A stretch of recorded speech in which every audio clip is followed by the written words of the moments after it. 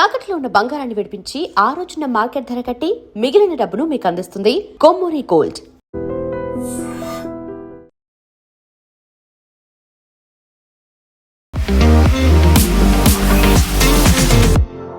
So budget గురించి బోల్డ్ and expectations ఉన్నాయి. But for the first time హిస్టరీలో ఒక సండే రోజు పెట్టారు అంటేనే చాలా హై ప్రయారిటీ కింద ఉంది అనుకున్నప్పుడు మనకు లభించింది ఏంటి, ఏమొచ్చింది, మనం ఎన్ని రిక్వెస్టులు చేసినప్పటికీ ఏది రాలేదు, కేవలం ఒక హై స్పీడ్ రైల్ తప్ప ఇంకేం లేదు అనేటువంటి మాట నిజం కాదంటారా? ఫస్ట్ ఆఫ్ ఆల్ బడ్జెట్ అంటే వీళ్ళు అర్థం చేసుకోవాలి. బడ్జెట్లో పాలసీ అనౌన్స్మెంట్స్ ఉండదు ముందట్లా. ఈ budget is all about long term plan. బడ్జెట్లో ముందట్లాగా మేజర్ అనౌన్స్మెంట్ ఉండదు. మేము 10 ఎయిర్పోర్ట్లు కడతాము, మేము 30 ట్రైన్లు నడిపిస్తాము.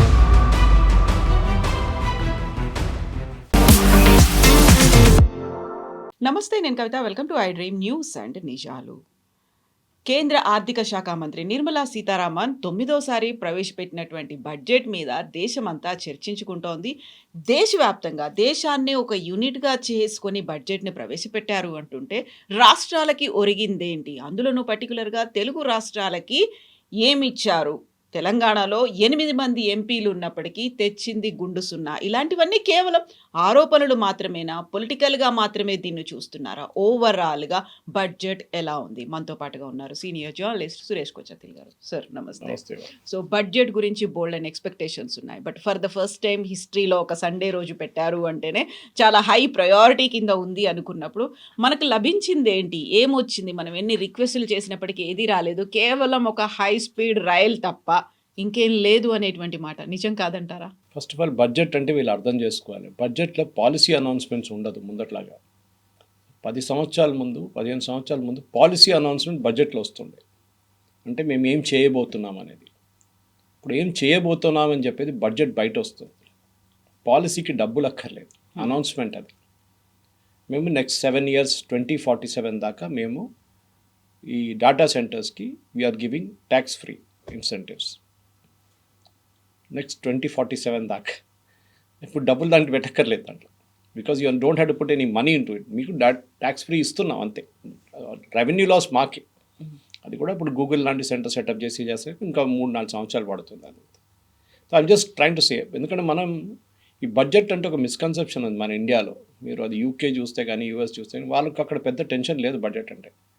బడ్జెట్ అంటే ఏంటి? వచ్చిన ఆదాయం ఎంత, ఖర్చు అయింది ఎంత, డెఫిసిట్ ఉంటే ఏంటి, ఆ డెఫిసిట్ని బ్రిడ్జ్ ఎట్లా చేస్తారు, నెక్స్ట్ ఇయర్ ఆదాయం ఎట్లా పెంచుకోవాలి. ప్రతి ఇంట్లో ఇది ఒక ప్రాబ్లం. మన ఇల్లు నడిపిస్తున్నప్పుడు ₹1,00,000 జీతం ఉంటే ఆ ₹1,00,000లోనే ఇల్లు నడిపించుకోవాలి మనం. దేశం కూడా అంతే. ఇది మనం అర్థం చేసుకోవాలి. దానికి ఏం చేస్తారు? ప్లానింగ్ చేస్తారు ముందే. ఫర్ ఎగ్జాంపుల్ ఇప్పుడు మనం అనుకుంటా దసరా పండుగ వస్తుంది, ఎక్కడ దివాళీ వస్తున్నప్పుడు టీవీ కొనుక్కుందాం. మన ఇంట్లో పాత టీవీ ఉంది, 10 సంవత్సరాలు పాత ఉంది, కొత్త తీసుకోవాలని ప్లాన్ చేస్తాం. హస్బెండ్ వైఫ్ డిస్కస్ చేస్తారు. సో హస్బెండ్ యూజ్ అంటే కొనుక్కుందాం, బాగుంటుంది, పెద్ద టీవీ ఉంటుంది, పిల్లలకు నచ్చుతుంది అంటే wife will be more circumstantial say ఇప్పుడు ఎందుకు, ఇంత ఖర్చు ఉన్నప్పుడు ఎందుకు, తర్వాత చూసుకుందాం, టీవీ బాగానే ఉంది కదా అంటారు. సో దట్ బడ్జెట్లో దాన్ని తీసేస్తారనమాట. This is simply what happens in the government. ఆ ప్రాసెస్ మనం ముందు అర్థం చేసుకోవాలి. బడ్జెట్ అనేది ఎట్లా స్టార్ట్ అవుతుంది? ఇది ఒక 5 నెలల ముందు డిస్కషన్స్ మొదలవుతాయి వేరియస్ ఇంట్రెస్ట్ గ్రూప్స్తో. మనకు ఎగ్జాంపుల్ తీసుకుందాం, ఫార్మింగ్ కమ్యూనిటీని తీసుకుందాం.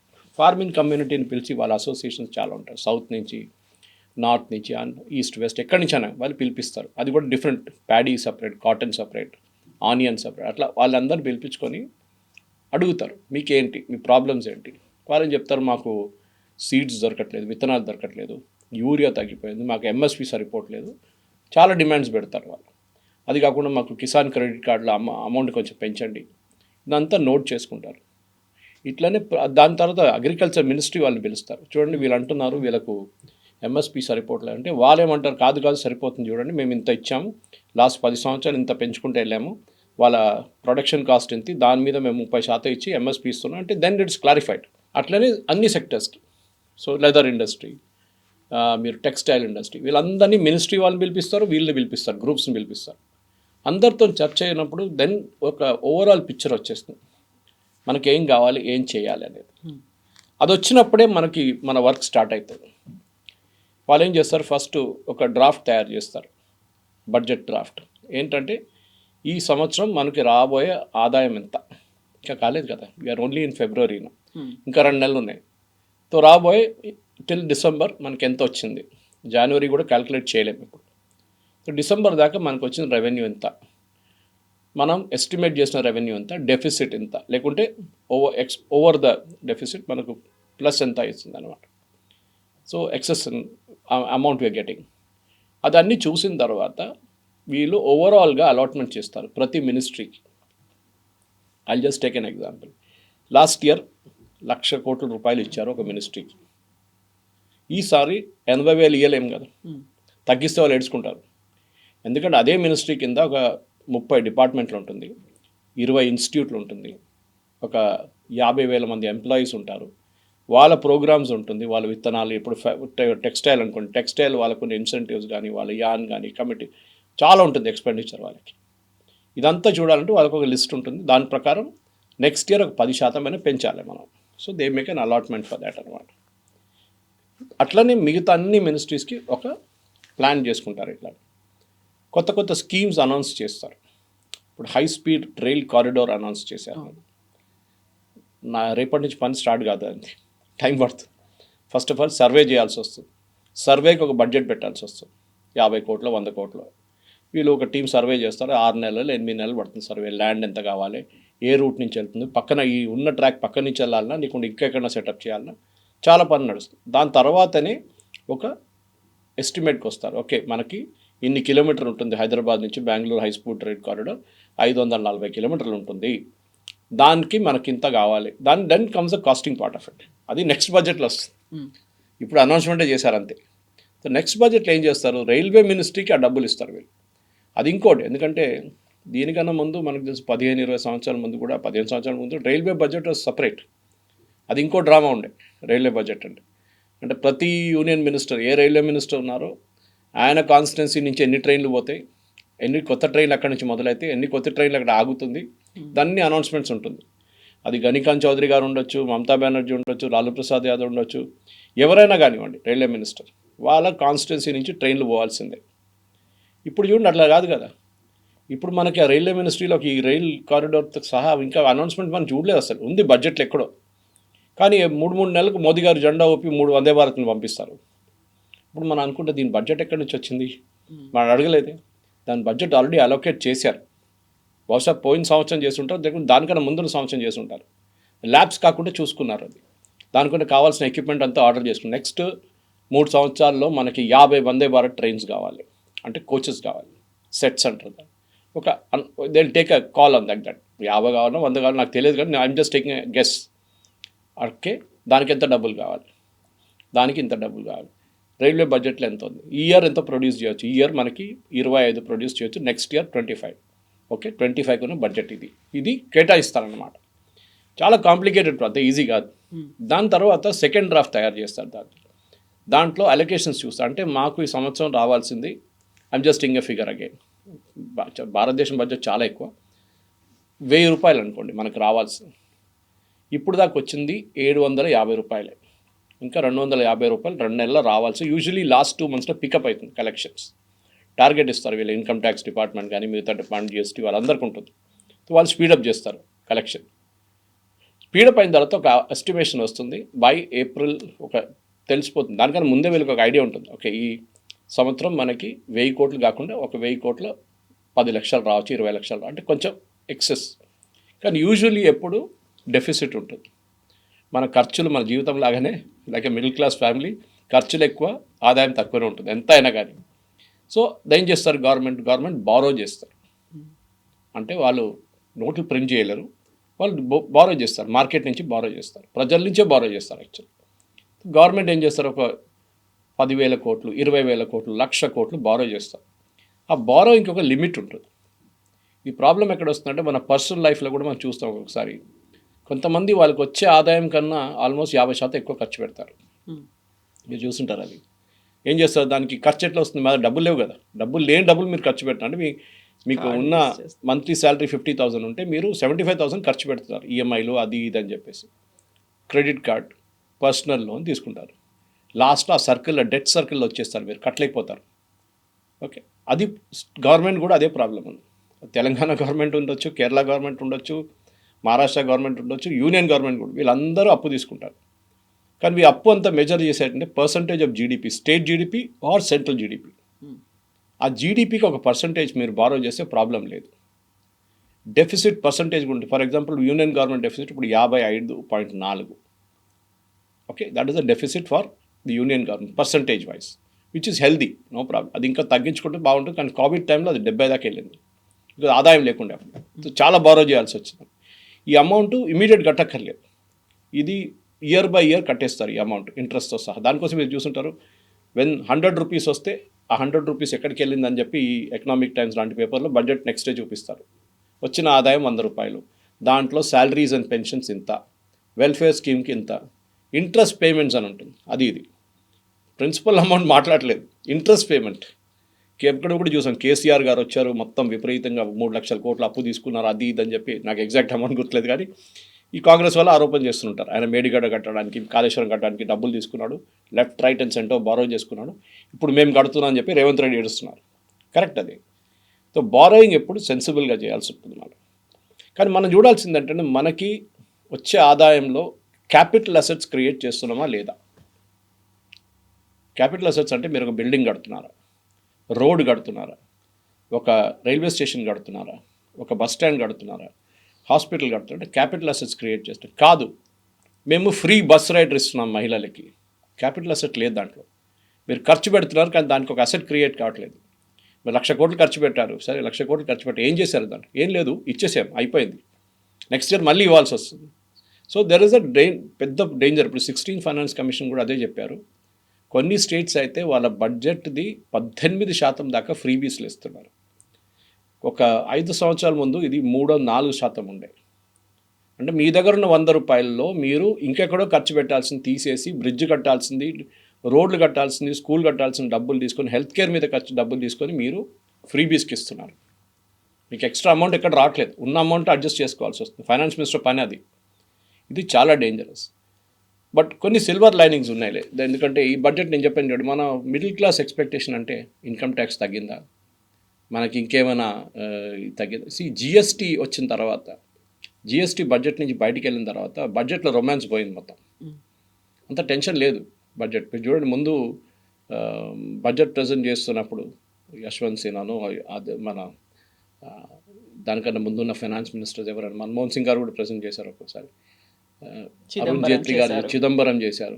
అప్పుడు చాలా టెన్షన్ ఉండే, ఏం పెంచేస్తారో, సిగరెట్ పెంచిపోతారో, మందు పెంచుతారో, అక్కడ చెప్పులు కాస్ట్లీ అవుతుందో, లేకుంటే ఇక్కడ టెలివిజన్ సెట్ కాస్ట్లీ అవుతుందో, ఇదే ఉంటుంది. ఇప్పుడు అదంతా జిఎస్టీ బయటికి వెళ్ళిపోయింది. ఇప్పుడు ఆ జిఎస్టీ ఎలిమెంట్ వెళ్ళిన తర్వాత బడ్జెట్లో ఎక్కువ ప్రొనౌన్స్మెంట్స్ లేవు. ఈసారి జిఎస్టీ రేషనలైజేషన్ జరిగినప్పుడు మనకు గుర్తుంటుంది, 4 స్లాబ్ నుంచి 2 స్లాబ్ చేశారు. అది అవుట్ సైడ్ బడ్జెట్ జరిగింది. అది కూడా 6 నెలల ముందు.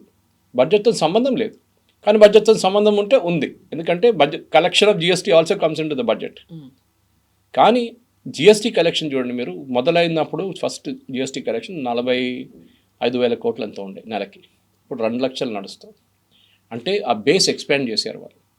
ప్రతి పానీపూరి వారిని, పాండబ్బా వారిని అందరూ వేసుకున్నారు ఇప్పుడు జిఎస్టీ వాళ్ళు. యూపీఐ కొట్టంగానే వాడు చూపిస్తుంది వాడు అమౌంట్ ఎంత అని చెప్పేసి, ప్రతిరోజు బ్యాంకులో ఎంత పడుతుందని తెలుసు. ఇన్కమ్ ట్యాక్స్ వాళ్ళకి నోటిఫికేషన్ వస్తుంది. దట్స్ అ బ్రాడ్ పిక్చర్ అనమాట. కానీ బ్యాంక్లో కూడా ప్రాబ్లం ఉంది మన దగ్గర. ఇప్పుడు లేటెస్ట్ రిపోర్ట్ నిన్న చూసాను ఎకనామిక్ టైమ్స్లో, బ్యాంక్ డిపాజిట్ తగ్గిపోయింది అనమాట. ఇప్పుడు దానికి కారణాలు ఉన్నాయి.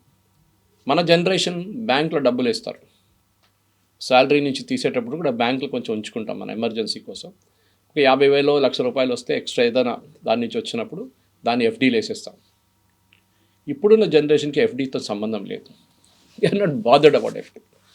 వాళ్ళు గోల్డ్లో పెడతారు ఇన్వెస్ట్మెంట్, స్టాక్స్లో పెడతారు ఇన్వెస్ట్మెంట్, క్రిప్టో కరెన్సీలో పెడతారు ఇన్వెస్ట్మెంట్, ల్యాండ్ కొనుక్కుంటారు, లేకుంటే అపార్ట్మెంట్ కొనుక్కుంటారు. ఇప్పుడున్న జెన్జీ జనరేషన్కి దట్ ఈస్ మోస్ట్ ఇంపార్టెంట్.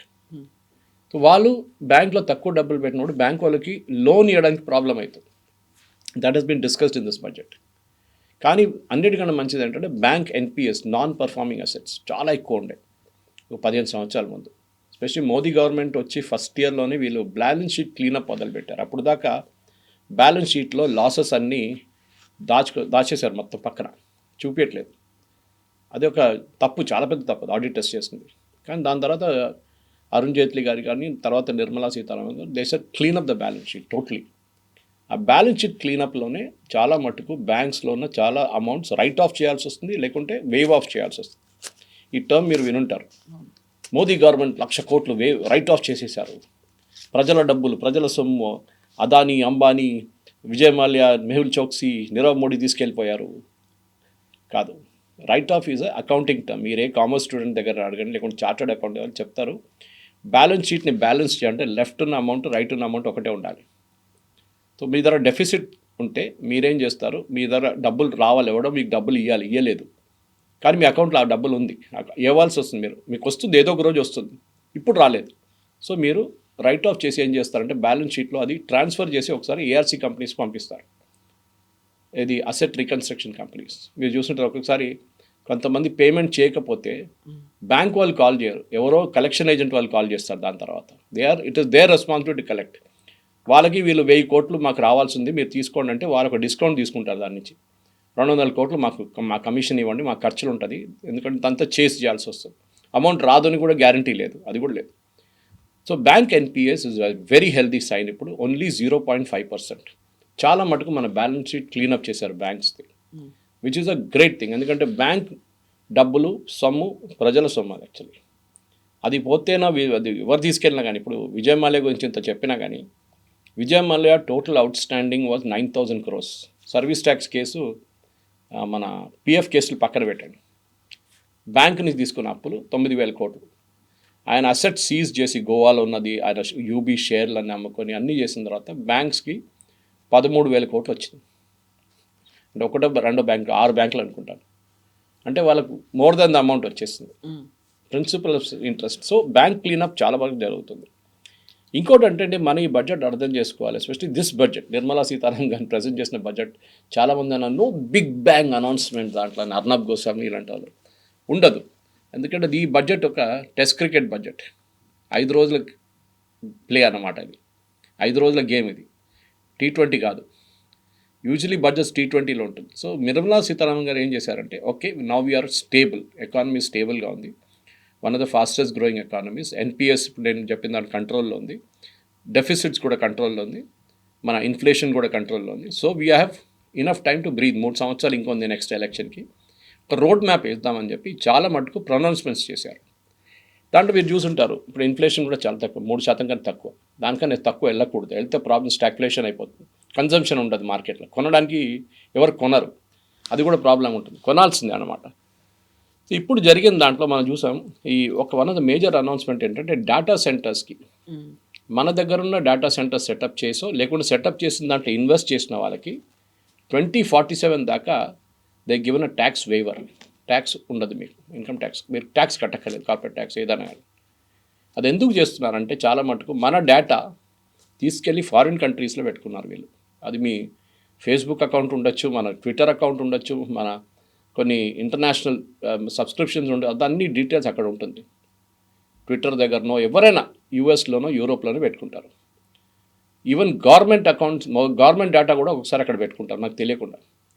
ఇప్పుడు జీమెయిల్ ఉందనుకోండి, జీమెయిల్ సర్వర్ ఇండియాలో లేదు, బయట ఉంది. రేపు పొద్దున ఆ జీమెయిల్ వాడు అంటాడు భారతదేశంలోనే మొత్తం అకౌంట్ నేను బ్యాన్ చేసేస్తున్నాను అని చెప్పి ఆఫ్ చేసేస్తే ఎవరు ఏం చేస్తారు? గూగుల్ వాళ్ళు చేసినప్పుడు యూ కెనాట్ డూ ఎనీథింగ్. దానికి ఒక ఎగ్జాంపుల్ ఇస్తాను కవిత గారు మీకు. మన దగ్గర నియారా అని చెప్పి ఒక ఆయిల్ కంపెనీ ఉంది, వాళ్ళ కొన్ని పెట్రోల్ బంక్ కనిపిస్తుంది మీకు అక్కడక్కడ. They have a investment from Rosneft, Russian company, oil company. వాళ్ళు IOCL ఈ 2 కంపెనీలు రష్యా దగ్గర నుంచి ఆయిల్ కొన్నారు చాలా సంవత్సరాలు మన దగ్గర. దానికి US శాంక్షన్స్ పెట్టారు, యూరోప్ శాంక్షన్స్ పెట్టారు. యూరోప్ ఏం చేశారంటే నియారాని కాదు, any company dealing with Russia వాళ్ళ మీద బ్యాన్ పెట్టేశారు. వాళ్ళు ఏం యూజ్ చేసినా అది బ్యాన్, అంటే అమౌంట్ బ్యాంక్లోని అమౌంట్ సీజ్ చేసుకున్నారు, వాళ్ళు ఇంకా పేమెంట్ చేయాల్సిన అది కూడా సీజ్ చేసుకున్నారు, అన్ని అసెట్స్ కూడా సీజ్ చేసుకున్నారు. భారతదేశంలో అసెట్స్ సీజ్ చేయలేరు, వాళ్ళు ఇక్కడ ఉన్నారు నయారా. వాళ్ళు ఏం చేశారంటే నయారా యూజ్ చేసే ERP సాఫ్ట్వేర్ SAP వాళ్ళది, SAP జర్మనీ. వాళ్ళు ఒకరోజు పొద్దున నయారా వాళ్ళు వచ్చి వాళ్ళ సిస్టమ్స్ ఆన్ చేస్తే పని చేయట్లేదు. ఏంట్రా అని చెప్పి లోకల్ ఆఫీస్ ఫోన్ చేసి, చాలా పెద్దది ERP వాళ్ళది, so controlling so many petrol bunks, refineries, అది ఇది అన్ని దాని మీద డిపెండెంట్ ఉంది. ఏంటని అడిగితే ఇండియా ఆఫీస్ అంటే మాకు తెలియదు, మాకు యూరోప్ నుంచి ఇన్స్ట్రక్షన్స్ వచ్చింది, మీరు రష్యాతో డీల్ చేస్తున్నారు కదా, మీ ERPని డీయాక్టివేట్ చేయమన్నారు అని చెప్పి. ఆలోచించండి, డబ్బులు కట్టి కొనుక్కున్న ERPని ఓవర్ నైట్ డీయాక్టివేట్ చేసేసారు వాళ్ళు జర్మనీ నుంచి. ఇండియన్ కంపెనీ ఏమంటున్నారు, శాప్ ఇండియా మాకు తెలియదు అంటున్నారు. వాళ్ళు చేశారు, మేమేం చేయలేము. This is the danger. రేపు ఏదైనా చేయొచ్చు మనతో. ఇప్పుడు చూసినాం మనం, రష్యా వార్ మొదలైనప్పుడు రష్యాకి $200 బిలియన్ యూరోప్లో ఉన్న బ్యాంకులలో డబ్బులు ఉంటాయి. అది వాళ్ళ ఖర్చులకి దానికి దీనికి పేమెంట్స్కి వాడుకున్నారు గవర్నమెంట్, రష్యన్ గవర్నమెంట్. యూరోప్లో చేయాల్సిన పేమెంట్స్, అక్కడి నుంచి వచ్చే పేమెంట్స్ అంతా అకౌంట్లో యాక్టివ్గా ఉన్నాయి, London and some other places. ఈ వార్ మొదలైనప్పుడు రష్యా ఏం చేశారంటే యూరోపియన్ యూనియన్ ఆ అకౌంట్ బ్లాక్ చేసేసారు. రష్యాకి యాక్సెస్ లేదు. ఆ $200 బిలియన్ నుంచి కొన్ని డబ్బులు already I think $50 billion they given to Ukraine. Russia డబ్బులు యూరోప్లో ఉన్న బ్యాంక్స్లో పెట్టి డబ్బులు తీసి యూక్రెయిన్కి ఇచ్చారు. So government of India is now saying no, you will base, ముందైతే ఇన్స్ట్రక్షన్స్ ఇచ్చారు గుర్తుంటుంది మీకు, all the data centres should be based in India. మన టిక్టాక్ ఎందుకు బ్యాన్ చేస్తామంటే మన డేటా అంతా చైనీస్ వాళ్ళ దగ్గర ఉండే. మీరు బిలీవ్ చేయరు, ఒక 3 సంవత్సరాల ముందు గవర్నమెంట్ ఆఫ్ ఇండియా వాళ్ళ ఐబీ కానీ మిగతా డిపార్ట్మెంట్స్ ఒక స్వీప్ చేశారు. స్వీప్ అంటే ఏంటంటే ఎలక్ట్రానిక్ చెక్. మన దగ్గర అటెండెన్స్ ఫేస్ ఉంటుంది, లేకపోతే థంబ్ ఉంటుంది. దాంట్లో ఉన్న background data most of this instruments are from China. దాంట్లో ఒక చిప్ ఉంటుంది, because it has to transmit that information HR డిపార్ట్మెంట్కి ఎక్కడికి వెళ్తుంది, అటెండెన్స్ వచ్చారా లేదా అని చెప్పి చెక్ చేస్తే దాంట్లో చాలా మటుకు ఇన్ఫర్మేషన్ చైనాకి వెళ్తుందంట. కొన్ని ఈ biometric and face recognition system defence మినిస్ట్రీలో ఉండే, కొన్ని నేవల్ బేసిస్లో ఉండే, కొన్ని ఎయిర్ ఫోర్స్ బేసిస్లో ఉండే, కొన్ని ఆర్మీ బేసిస్లో ఉండే. అంటే అక్కడ పనిచేస్తున్న ఆర్మీ బేస్లో ఎవరు ఉన్నారు వాళ్ళ డీటెయిల్స్ మొత్తం చైనాకి వెళ్ళింది. సో ఇమ్మీడియట్గా డీయాక్టివేట్ చేశారు మొత్తం దాన్ని. సో ఆల్ సీసీటీవీ కెమెరాలు కూడా తీసేశారు. ఓన్లీ మేడ్ ఇన్ ఇండియా, అది కూడా చెక్ చేసిన తర్వాత క్లియరెన్స్లోనే హై సెక్యూరిటీ క్లియరెన్స్ వచ్చింది. సో చాలా మటుకు ఈ బడ్జెట్లో అట్లాంటి పొజిషన్ రాకూడదని చెప్పి ఈ డేటా సెంటర్స్ చేశాను. నేను I'm just taking 1 or 2 elements, ఎందుకంటే మొత్తం డిస్కస్ చేయక్కర్లేదు. చాలా మటుకు చెప్పాను చూడండి, అన్ని పాలసీ ఎలిమెంట్స్ బయట ఉంటుంది. లాస్ట్ ఇయర్ ట్యాక్స్ బెనిఫిట్ ఇచ్చారు, ఈసారి ఇవ్వరని అందరికి తెలిసిందే. అది మిడిల్ క్లాస్ అనుకుంటారు మాకు మళ్ళీ 12 లక్షలు అయింది, ఇంకా 14 చేస్తారేమో సార్. ఇండియాలో 2% మంది ఇన్కమ్ ట్యాక్స్ కడతారు. దాని మీద కూడా పెద్ద డిబేట్ ఉంది, ఎందుకు 100% మంది కట్టట్లేదు. అది బికాజ్ మన దగ్గర 65 నుంచి 70% మంది రైతులు, వాళ్ళకి ఇన్కమ్ ట్యాక్స్ ఉండదు. సరే వాళ్ళ దాంట్లో కొంచెం చాలా రిచ్ ఫ్యామిలీస్ ఉన్నారు, 100 ఎకర్లు 200 ఎకర్లు 300 ఎకర్లు ట్రాక్టర్లు BMWలు పంజాబ్ లాంటి ప్లేస్లు. వాళ్ళని ట్యాక్స్ చేయాలంటే ఎస్, నేనైతే పర్సనల్గా ఎస్ అంటాను. కానీ గవర్నమెంట్ చేయరు, భయపడతారు, ఎందుకంటే పెద్ద ఒక ఓట్ బ్యాంక్ అది. వాళ్ళని పక్కన పెడితే మిగతా ఎవరు, మన దగ్గర ఉన్న డైలీ వేజ్ వర్కర్స్ చాలామంది ఉంటారు, వాళ్ళు కూడా ట్యాక్స్ బ్రాకెట్లో రారు. 15,000 20,000 30,000 వచ్చే వాళ్ళకి, ఎందుకంటే 12 లక్షల దాకా ట్యాక్సే లేదు కదా. So you need not pay tax. Even ₹1,00,000 వస్తే కూడా మీరు ట్యాక్స్ పే చేయక్కర్లేదు టెక్నికలీ, మీ స్టాండర్డ్ డిడక్షన్ అంతా తీసేస్తే. సో ట్యాక్స్ బ్రాకెట్ పెంచాలి, ఎస్, దాంట్లో డౌట్ లేదు. కానీ దాంట్లో అది గవర్నమెంట్ రెగ్యులర్గా దీంట్లో అనౌన్స్ చేయరు, పాలసీ అనౌన్స్మెంట్ ఉంటుంది, అది ఎట్లా జరుగుతుంది అనేది. సో ఇది మెయిన్గా ఒకటంటే గవర్నమెంట్ ఒక లాంగ్ టర్మ్ గేమ్ ఆడుతున్నారు. మీరు ఏదైనా చూడండి, చిన్న చిన్న స్కీమ్స్ కూడా వీళ్ళు డేటా సెంటర్స్ కాకుండా వీళ్ళ వైపు నుంచి ఉన్న మ్యాక్రో స్టెబిలిటీ అచీవ్ చేయడానికి చేసిన చాలా మటుకు ఇన్స్టెన్సెస్ 2037 2040 దాకా అనౌన్స్ చేసుకుంటూ పోతున్నారు. This policy will be application, semiconductor policy for example 2037 దాకా ఇప్పుడే అనౌన్స్ చేశారు. ఎందుకంటే పెట్టుబడి పెట్టినప్పుడు ఎవరైనా కానీ 100 కోట్లు పెట్టినా 200 కోట్లు పెట్టినా వాళ్ళకు ఒక రీఅష్యూరెన్స్ కావాలి. కొత్త గవర్నమెంట్ వస్తే మమ్మల్ని తీసి బయటపడేవారు, మీరుంటే కూడా మాకు డౌట్. ఇవాళ మోదీ గారు ఉంటారు, రేపు కొత్తగా బీజేపీ లీడర్ వస్తే ఏం చేస్తాడు, నిర్మలా సీతారామన్ లేను ఇంకో ఫైనాన్స్ మినిస్టర్ ఏం చేస్తారు, ఒక డౌట్ ఉంటుంది వాళ్ళు. So they want continuity of policy which is not there in US. Trump అదే ప్రాబ్లం వచ్చింది, బైడెన్ పెట్టిన అన్ని నిర్ణయాలు పక్కన తీసేసాడు, అన్ని చేంజ్ చేసేసాడు. సో కంపెనీలు భయపడతారు అట్లాంటి. సో భయపడకుండా ఉండడానికి చేస్తున్నమాట. అది కాకుండా రైల్వే బడ్జెట్లో ఐ థింక్ 10% పెంచారు, 10.2% పెంచారు డిఫెన్స్ సెక్టర్లో. అండ్ దాన్ని నిర్మలా సీతారామన్ స్పీచ్లో చాలా క్లియర్గా చెప్పింది. లాస్ట్ 10 సంవత్సరాల్లో డిఫెన్స్లో పెట్టిన పెట్టుబడి ఆపరేషన్ సింధూర్లో రిజల్ట్స్ చూపించింది మాకు, విచ్ ఇస్ కరెక్ట్. ఎందుకంటే ఆపరేషన్ సింధూర్లో అది బ్రహ్మోస్ ఉండొచ్చు, ఆకాష్ ఉండొచ్చు, ఈవెన్ S-400 మీద ఉన్న పెట్టుబడి ఉండొచ్చు, అన్నీ పనిచేసినాయి అనమాట, even రఫాల్. So we have to invest more. So ఈసారి 15% పెంచారు డిఫెన్స్ బడ్జెట్ లాస్ట్ ఇయర్తో పోలిస్తే. And one element and one more important thing అంటే ఇన్నోవేషన్ అనే ఒక కాన్సెప్ట్ పెట్టారు. ఒట్టిగా it is not just production or something like that, innovation కూడా పెట్టారు. ఇన్నోవేట్ చేయండి డిఫెన్స్లో. ప్రైవేట్ సెక్టర్ చాలా కంపెనీలు ఉన్నారు ఇప్పుడు డిఫెన్స్ సెక్టర్లో, ముందట్లా కాదు. More than private sector private sector companies చాలా, బాబా కళ్యాణి గ్రూప్ కానీ, టాటాస్ కానీ, మహీంద్రాస్ కానీ, చాలా గ్రూప్స్ పనిచేస్తున్నారు. చిన్న చిన్న స్టార్టప్స్ కూడా ఉన్నారు. మన దగ్గర లోకేష్ మిషన్స్ ఉంది, MTAR ఉంది, చాలా కంపెనీస్ ఉన్నారు అట్లా. ఇప్పుడు ఏం జరగబోతుందంటే కవిత గారు, government is not thinking of this year, next 10 years ఆలోచిస్తున్నారు అనమాట. So one we're to discuss is, for example innovation గురించి మాట్లాడినప్పుడు ముందు మన అటల్ ఇన్నోవేషన్ సెంటర్ అని చెప్పి స్కూల్స్లో పెట్టారు చూడండి. ఇప్పుడు గవర్నమెంట్ ఏమంటున్నారు, కంటెంట్ ఇస్ కింగ్. మనం మాట్లాడుతూ ఉంటాం, మన పని అదే కదా కంటెంట్. టెలివిజన్ షోస్లో కానీ మిగతా దాంట్లో కంటెంట్ ప్రొడ్యూస్ చేయడానికి పిల్లల్ని స్కూల్ నుంచే ఎంకరేజ్ చేయాలి. అంటే ఒట్టి రాయడం కాదు, చదవడం కాదు, even creating a comic character on screen. స్కూల్స్లో ఉన్నాయి, కొన్ని కంప్యూటర్స్ పెడతారు, వీళ్ళు ఏం లేదు, పిల్లలు వెళ్ళి అక్కడ కూర్చుంటారు, కొంచెంసేపు ఆడుకుంటారు, వచ్చేస్తారు, అయిపోయింది. ఏదో కోడింగ్, బేసిక్ కోడింగ్ నేర్పిస్తారు, అయిపోయింది అంతే. వాళ్ళకు కాలేజ్ లెవెల్కి తీసుకెళ్ళడానికి ఏం లేదు వాళ్ళ దగ్గర. సో ఇప్పుడు ఏం చేస్తున్నారు అంటే స్కూల్ లెవెల్ అండ్ కాలేజ్ లెవెల్లో ఈ కంటెంట్ ల్యాబ్స్ పెడుతున్నారు. దానికి ఒక పెద్ద అమౌంట్ పెట్టారు గవర్నమెంట్. దాంట్లో ఏం చేస్తారు, I think they identified 1000 schools and colleges. చిన్నప్పటి నుంచే వీళ్ళని యానిమేషన్ కానీ మిగతా గేమింగ్ కానీ ఇట్లాంటి కాన్సెప్ట్స్ మీద పని చేపిస్తారు వీళ్ళతో. అది ఒక్కొక్క గ్రేడ్లో ఒక్కొక్కటి ఉంటుంది అనమాట. So as you keep going up me skill improve అవుతుంది. మీరు కాలేజ్కి వెళ్ళినప్పుడు ఇంకా ఇంప్రూవ్ అవుతుంది. దాని తర్వాత మీరు ఇంజనీరింగ్ చేస్తారో, ఏం చేస్తారో, డిజైన్కి వెళ్తారో, ఏదైనా చేయండి మీరు, but the skill will stay with you. మనకు కావాల్సింది ఇది. Science, maths, physics, chemistry, biology, geography, moral science, ఇదే నడుస్తుంది చిన్నప్పటి నుంచి. మనకు కావాల్సింది we have to learn technical things. నేను ఎప్పుడు చెప్తూనే ఉంటాను చూడండి, మనకు ఐఐటీస్ చాలా ఉన్నాయి. లాస్ట్ 10 సంవత్సరాలు చాలా వచ్చినాయి IITs. I think we should stop, ఎందుకంటే డైల్యూట్ అయిపోతుంది స్టాండర్డ్స్ ఇప్పుడు ఐఐటీది. మనకు కావాల్సింది ఐటీఐస్. మన పిల్లల్ని ఐటీఐలో ట్రైన్ చేయకు. కానీ మన దగ్గర ఎవరు ప్లంబర్గా పనిచేయడానికి రెడీ లేరు, ఎలక్ట్రీషియన్గా పనిచేయడానికి రెడీ లేరు, ఎయిర్ కండిషనింగ్ మెకానిక్గా పనిచేయరు, కార్పెంటరీ పనిచేయరు. మీరు అబ్రాడ్ వెళ్ళండి, it's a big profession there. మన దగ్గర ఈ ప్రాబ్లం ఉంది. దానికోసం అర్బన్ కంపెనీ లాంటి కంపెనీలు పనిచేస్తున్నారు, వాళ్ళు దాంట్లో ఇంత సక్సెస్ఫుల్గా అయ్యారన్నమాట. ఇది మనం అర్థం చేసుకోవాలి. చిన్నప్పటి నుంచే పిల్లలు నేర్పి this is a good move done by the government అనమాట. కార్పొరేట్ వైపు చూస్తే ఎస్, కార్పొరేట్ ట్యాక్స్ రెవెన్యూస్ పెరిగింది ఈ సంవత్సరం. In fact it has gone up strongly. Physical deficit నేను చెప్పాను చూడండి 54.5 ఉంది ఇప్పుడు. ఇన్ఫ్యాక్ట్ ఇన్కమ్ ట్యాక్స్ తగ్గించిన తర్వాత కూడా 12 లక్షలు తగ్గించిన తర్వాత ఈసారి till December I think it's 6.5% growth ఉంది ఇన్కమ్ ట్యాక్స్ది.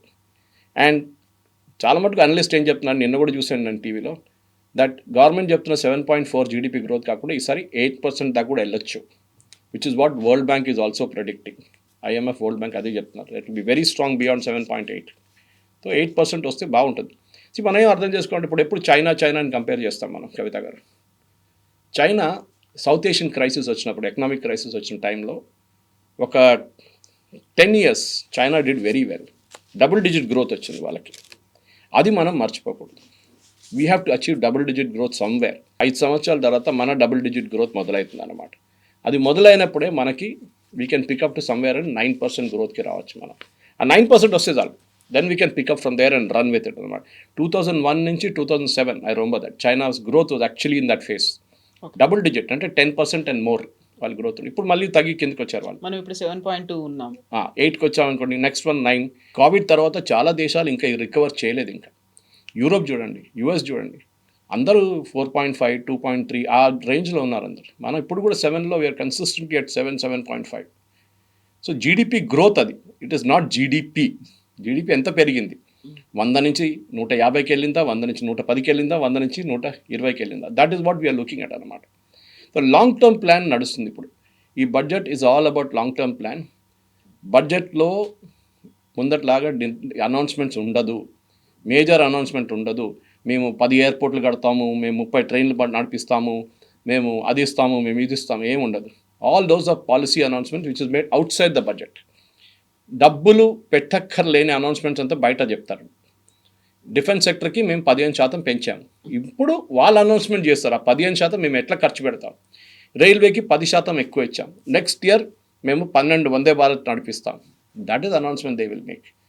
ప్రతి మినిస్ట్రీ, అశ్విని వైష్ణవ్ గారు అది చూసుకుంటారు, రాజ్నాథ్ సింగ్ డిఫెన్స్ చూసుకుంటారు. వచ్చిన డబ్బులు వాళ్ళు పంచిపెట్టుకుంటారు అనమాట. సార్ బోల్డ్ అని ఎపిసోడ్స్ కూడా ఉన్నాయి మాట్లాడుకోవడం డెఫినెట్. ఎందుకంటే చాలా మటుకు నాకు నచ్చింది ఏంటంటే ఐఎమ్ ఎ ఫర్మ్ బిలీవర్. ఎందుకంటే నేను ఎకనామిక్ టైమ్స్లో పనిచేసిన మనిషి. నేను ఆ టైంలో బడ్జెట్ అనగానే మాకు ఆ వీక్ ఎవరికి లీవ్ కూడా ఇవ్వరు మాకు, లెక్కలన్నీ చూస్తూ. ఎందుకంటే ఇది రా డేటా వస్తుంది, మళ్ళీ ఇమ్మీడియట్ నెక్స్ట్ డే గ్రాఫిక్స్ అది ఇది కాపీలు పెంచేస్తారు, సేల్స్ పెరిగిపోతుంది. ఎకనామిక్ సర్వే సేల్స్ 30,000 కాపీలు 40,000 కాపీలు పెరుగుతుంది ప్రింట్ ఎకనామిక్. ఇప్పుడు చూడండి ఆ ఎక్సైట్మెంట్ లేదు. ఇప్పుడు చూస్తున్నాం బడ్జెట్ అయిపోయిందా అంతే. దాని తర్వాత కొంతమంది అనలిస్ట్ ఫిక్కీ లాంటి లేకుంటే హెచ్ఎంఏ లాంటి ప్లేసెస్లో సిఐఏ లాంటి వాళ్ళు కొంచెం అనాలిసిస్ చేస్తారు అంతే. అనాలిసిస్ ముందు కూడా నాని పాల్కే వాళ్ళే చేస్తుండే analysis. To do it in bourbon స్టేడియంలో చేస్తుండే ఆయన. అంతమంది వస్తారు ఆయన వినడానికి. ఇప్పుడు ఒక మీట్ పెడితే 300 మంది కూడా రారు. వాళ్ళు ఏమైనా అడిగితే మాకు తెలుసులే అంటారు వాళ్ళు. సో ఇది బడ్జెట్ అనేది మనకు నార్మల్ మిడిల్ క్లాస్ యాటిట్యూడ్ ఏంటంటే నాకేముంది దీంట్లో, ఎగ్జాక్ట్లీ. మనం అది మర్చిపోవాలి. మనకి ఏముంటుందని సంవత్సరంలో మొత్తం చెప్పుకుంటే పోతారు వీళ్ళు. ఆ పాలసీ అని అనుకుంటే అప్పుడు మనం అర్థం చేసుకోవాలి. ఇల్లు ఎట్లా నడిపిస్తున్నామో బడ్జెట్ కూడా అంతే. ప్రభుత్వాన్ని అంతే. Yes sir, thank you thank you very much.